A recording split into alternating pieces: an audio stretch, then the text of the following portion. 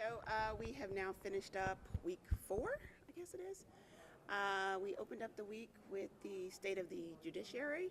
I think some of the main points that came out of that from Justice Breckenridge was, one, our Missouri court plan is working and is a great model for a lot of courts around the country. She also pointed out that in our tort reform that we need to make sure that we are not closing the doors to the courthouse to ordinary citizens. And so I think we need to take note of that.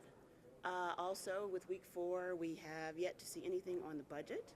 What we did hear from the governor was a task force on tax credits, which I think we need a task force both on tax credits as well as tax cuts. We heard on the floor just this week that 2 years ago we passed a tax cut that we were expecting a $17 million reduction in revenue that actually turned out to be a $200 million cut in our revenue. So with that, I will take any questions.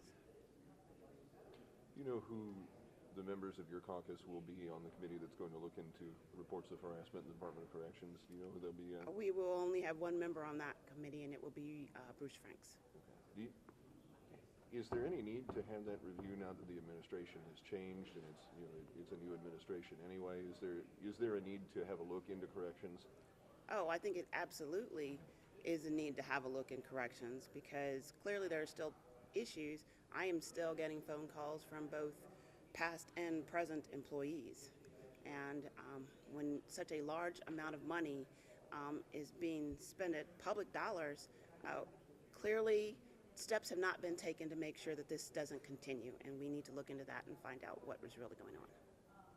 Representative, and I know that you were a no vote and heard your testimony on the floor. Is it, or on the Uber bill, is it just a matter of the fact that there might not be enough regulation that can keep these TNCs in check? That's exactly it, and I have no issue with TNCs. I have constituents that want them, and I look forward to actually having them in the state. The problem is that it's our role is to ensure that consumers are protected. That's part of why every single person in this chamber was sent here. And I do not believe that that bill goes far enough to protect consumers. We had a dialogue with Representative Barnes about the ability to sue under state or federal law. The problem is that if I call a taxi cab and that taxi cab discriminates against me for being a woman or a woman of color or someone with disabilities, I have a suit against both the taxi cab company and the driver. Uber has consistently said they are not a company and they are not subject to lawsuit, and that my only claim would be against a driver that may or may not even have sufficient insurance to cover my claim. Missourians deserve better from this body.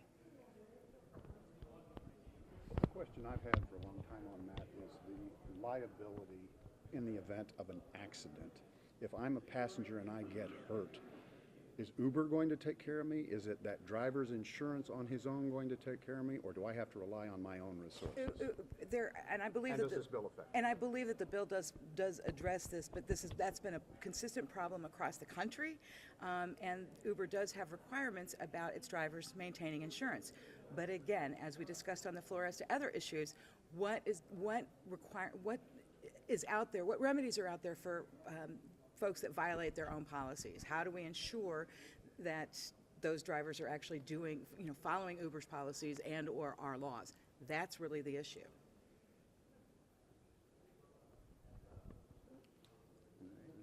Thank you. Thanks.